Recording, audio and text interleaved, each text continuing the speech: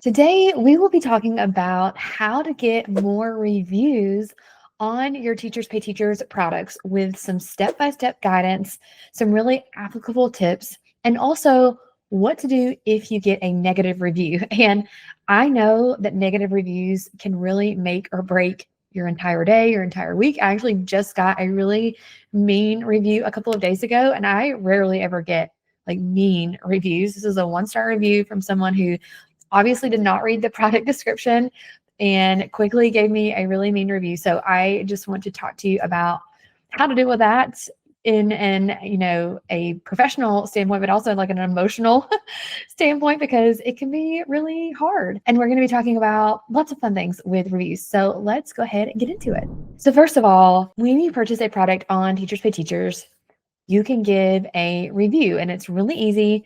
You can go to your purchases, and then you'll see all of the purchases that you have made. And there will be a big black button at the time of this recording. It's a black button that says leave a review. And TPT actually just recently updated their review process. Some people like it, some people don't, but it's a little more in depth as to the questions that they are asking. Just to kind of give you a rundown of what they will ask your buyers, or you, if you're leaving reviews for maybe clip art or fonts, you can rate it 1 to 5, 5 being the best, 1 being the worst. You give a title to your review and then a description, very much like Amazon. This just helps quickly sort what the review is about, and it helps when other buyers are looking at reviews, they can quickly see what that review is going to be talking about. Then there are, and all of those, by the way, are mandatory. They have to give a 1 to 5 star review, a title, and a description in order to leave a review.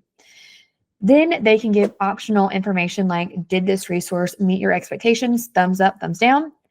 Do you feel this resource was a good value for the price? Thumbs up, thumbs down. Who used this resource? And then you can click what grade levels it was used for. And then if you use this resource with any student with specific needs, like learning difficulties, disabilities, autism, bilingual learners, and then you can submit it. Now, a cool thing about TPT reviews is they have a credits system. And basically for the dollar amount that the resource was, so let's say it's $3, when you leave a review, you get 3 credits for that review. And the credits are a great incentive for buyers to leave a review, which I love. And then they can use those credits to buy other items on Teachers Pay Teachers. So when you are wanting to get buyers to leave a review, tell them that is a great incentive for them to leave a review. Now, a few other things about reviews and about how TPT has done them in the past versus how they do it now. Back in 2020, they actually changed the review system in March of 2020, actually. Kind of a crazy time to change anything, but that's what they did. It used to be a 4-star system, and then they changed it to a 5-star system, which worked in favor for some people. If you were selling on TPT before March of 2020, all of your current 4-star reviews became 5-star reviews. So I was selling before March of 2020. I started my store in 2017. So all of those 4-star reviews that I had were converted into 5-star reviews. However, what happened, and I don't know if TPT knew this was going to happen, probably not, when they started doing a 5-star system, they started seeing a lot more 4-star reviews, probably for a couple different reasons. First of all, if buyers had been used to leaving reviews, they knew it out of the 4-star system, and 5 almost seemed like this is the perfect, most best resource ever. Also, to a lot of people, 5 seems like they only say that 5 stars for the best of the best. Whereas 4 is still really good, but 5 is really, really great. And I think when it used to be, and this is just my own personal thoughts, I have no evidence to back this up, but I think when it used to be the 4-star system, to me, 3 out of 4 stars seems worse than 4 out of 5 stars. So what I'm getting at is, if you're a new seller, you started after 2020, you may see a lot more 4-star reviews than 5-star. And so that is going to make it harder for you to have that overall 5-star review for your store if you started selling after 2020. It's okay. It's not going to hurt you as much as you think. 4 stars in buyers' eyes is still really good. It's still a really good, solid product. So I don't want you to be upset when you get a 4-star review. And I am seeing a lot in my program, Teacher Resource Academy, We get posts all the time. Someone left me a 4-star review, but the description is like, this is an amazing resource and I loved it so much and my students loved it. 4 out of 5 stars, which for your math teacher, that's an 80. That's a B. That's not great. But in their eyes, 4 out of 5 is really good. So don't worry too much about the 4 out of 5 star reviews. There's really not a lot you can do about that. But let's talk about negative reviews, okay? Because you will get negative reviews. It's just a part of doing business. But there are a few things you can do about that. First of all, if you get a negative review, a really like low review, 1 or 2 stars, and the feedback is something tech related, like they couldn't open the PDF or the Google link isn't working, then you can email Teachers Pay Teachers support, which is support@teacherspayteachers.com, and tell them, put a screenshot of the review, tell them that it was a tech issue. And a lot of times they will reach out to the buyer for you and they will remove the review because it's usually a user issue, not a you issue, not a product issue. Now, if your link was wrong or something was actually wrong with the product, they may not. But if they can tell like the buyer just didn't really know what they're doing, maybe they're not tech savvy, they will remove that review. I see that happen a lot, and that's great. That's one reason why I am totally fine giving Teachers Pay Teachers 20% of my earnings, because they handle a lot of the customer service for you. Another reason they will remove reviews is if it's just really ugly, like they use really ugly words, curse words, they will remove that. And then also if it's a spam review, like maybe they left you 10 reviews in 10 minutes and it's all the same review. Now, if it's 5-star reviews, I wouldn't worry about that. Like, just accept it. But if it's like 10 1-star reviews and it's all like bad product, bad product, bad product, they will see that as spam and they could remove that too. So it doesn't hurt to just reach out. And this is actually interesting because when I just got that recent 1-star review, in my opinion, it was a very ugly way to word it. The way that this person wrote the review, it didn't have curse words, but it was just very rude. And it was clear that they didn't read the description, which is another, like if it was my mistake, then I'll be like, okay, I get it. You're upset. You paid money for this and it didn't meet your expectations. I will accept that. And I'm going to talk about that in a second. But this was clearly like they didn't read the description. So what I did was I just reached out to TPT just to see. They said that they wouldn't remove it necessarily, but they would reach out to the buyer and offer a refund. And if the buyer accepts that refund, then they would remove it. And they said that they don't do that very often. I've actually never heard of that. I don't know if that's like a new policy, but could be something to try now that I'm saying it on the podcast and everybody does it. Don't like overuse this, but if it's clear that it's like they didn't read it, then maybe try that. Now, let's say that they leave you a negative review and it's because there's a typo, your answer key was wrong, the link didn't work, it was really your fault. First of all, take a breath, take a deep breath. It's okay. We all make mistakes. I have gotten plenty of bad reviews because of typos and answer key issues. It's going to happen. You're not perfect. You're human. What you want to do in those situations is respond very kindly and professionally after you've had a chance to cool off. Don't respond in the moment out of anger or frustration, because most likely that person isn't even going to read your response. And even if they do, is it going to change their mind? Maybe, maybe not. But other buyers can see your response. So other buyers can see reviews and they can see your response to reviews, and how you respond can really affect that next buyer's decision. Ask ChatGPT, hey, I got this negative review. It was my fault. Can you help me craft a professional, empathetic response to this review? And you can say something like, I'm so sorry that this didn't meet your expectations. Please reach out to me. I would love to fix this for you. You can leave your email address, something like that. And sometimes if you get into communication with that person via email and you fix it and you're really kind and professional, sometimes they'll go back and change their review, which they can do that. So that is something to think about. Now, when you get positive reviews, should you respond to all of those? If you're new and you don't have that many, I used to respond to every single positive review, even if it was just like great resource, which now I think it does have to be longer, but back in the day, they could just put great or great resource and it would accept it. And I would say, thank you so much for taking the time to leave me a review. I'm so glad that it worked for your students. And it can be like a copy paste, but I think that does show that you care, and it may encourage other people to leave reviews. So that is all I have to say about negative reviews and responding to reviews. Now, I will say a couple of things to think about so you don't get negative reviews is to triple check your work.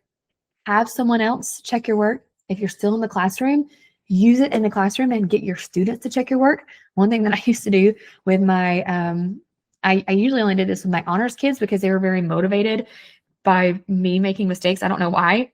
Whereas my own level, they didn't really care, but my honors kids are like, oh my gosh, I can't wait to catch her in a mistake. I would give them like a bonus point on a test or something, or maybe candy if they found a typo on my resources. So they were taking my resources for me, and I needed it for my classroom anyway. So it was killing two birds with one stone.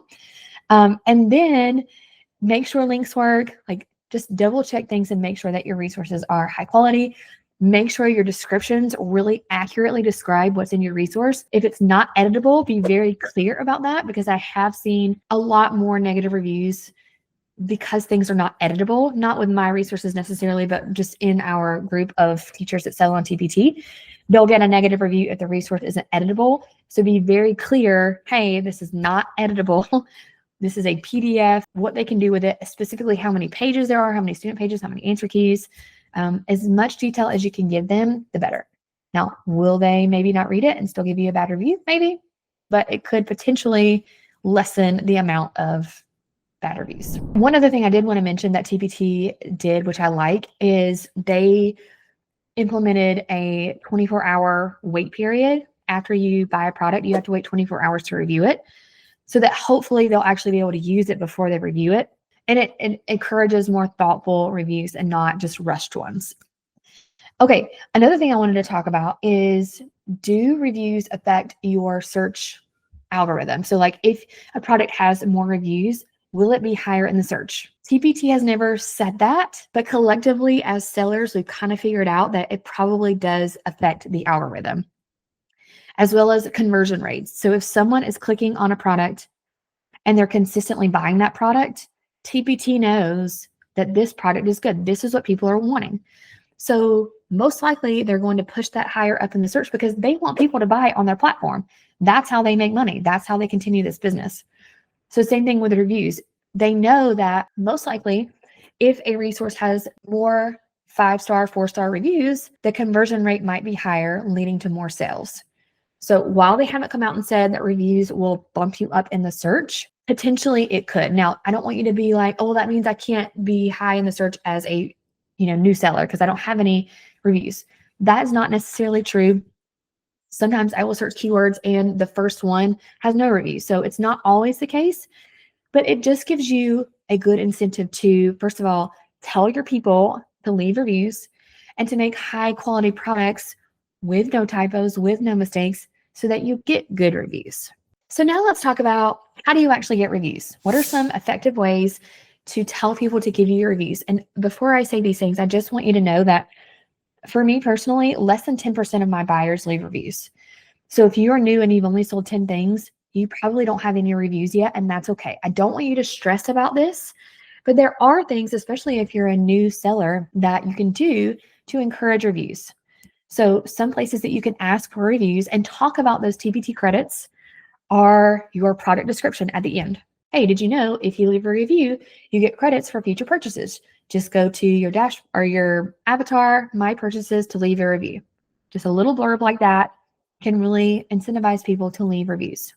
You can also put this information, that same blurb, maybe even with like picture screenshots inside your product. So like the first page of your product. Hey, if you like this, leave a review. Here's how. Log into TPT, go to My Purchases, click the black button to leave a review, and then you get credits for future purchases. Another thing that I would do is have an email that is specific to your TPT store. It can be a Gmail if you don't want to start an email list yet. If you do want to start an email list, have a domain email. I talk about that in my email program, Subscribers to Sales. We'll put the link for that below. And you can say, hey, did you find a typo, or is something wrong, or are you not satisfied? Please email me so I can make it right. That is another way to avoid bad reviews. And I get a lot of emails with typos so that I can quickly fix them and they don't leave me a bad review. Another thing that you can do is you can put this on your terms of use page. So like multiple places within your product and in the product description on TPT, ask them to leave a review. Have a call to action that says, hey, did you enjoy this? Leave a review. Here's how, here's why you want to do that. Now, outside of TPT, there are some places that you can ask for reviews. If you have an email list, absolutely be sending people emails telling them how to leave a review. And the best time to do this is like a week before a sale, or whenever. If you don't want to mention the sale, that's fine, but you can say, hey, there might be some fun promotions coming up. Make sure you leave a review. because then they can use those credits for the sale. You can do the same thing in your notes to followers. So same thing as your email list. Tell them how to leave a review and why they should do that. You can have a little contest. So I would do this with an email list or even social media. You can say, hey, if you leave me I would say a 5-star review, but if you want to be even more neutral, you could say, leave me a honest review. And if you do, send me a screenshot and I can send you a free resource. So that's another way to get reviews. Leave me an honest review. I'll send you a resource. You can tell them on Instagram, make a reel about it. Hey, did you know if you leave reviews on TPT, you get credits for future purchases? You can show them like a screen recording of how you do that. In your store banner, if you have like a store banner, you can have a little blurb about that. If you update a product, there's a little spot that says like notify buyers, and then you can send an email out to your list. Hey, did you buy this? I updated it. Do you want to go and leave your review now with the new updates? So lots of fun ways to ask for reviews and to remind buyers that they get those credits, because a lot of buyers don't know that. Now, here are some things that you don't want to do to get reviews. Mark your resource as free and then get reviews and then change it back to paid. Now, you can do that, but don't do it for the sake of getting reviews. Now, I have had resources that I'm like, this was paid, but it's not selling really well. I'm just going to make this a freebie. But I didn't do it to get reviews. I just did it because I thought it should be a freebie. I don't think I've ever changed them back to a paid after that, but I don't think that's necessarily like a bad thing to do that. Just don't do it to get freebies. Don't ignore reviews altogether, but don't focus too much on them. I honestly now don't look at reviews that often unless I see like a 1-star review, because it's just not something that I want to spend all my energy on. But I do think in the beginning, it is a good idea to respond and show people that you care and show people that you appreciate them leaving a review. And then finally, I don't want this to be something that makes or breaks your TPT experience. Focus on uploading high quality resources, and the reviews will come. It does take time, but don't stress about it. Focus on getting those products uploaded the right way, and you can be successful. As always, if you want all of the information about how to be successful on TPT, I do have a free training for you, lindsaybowden.com/start. It has your step-by-step plan for successfully selling on Teachers Pay Teachers, and I'll see you guys there. Bye-bye.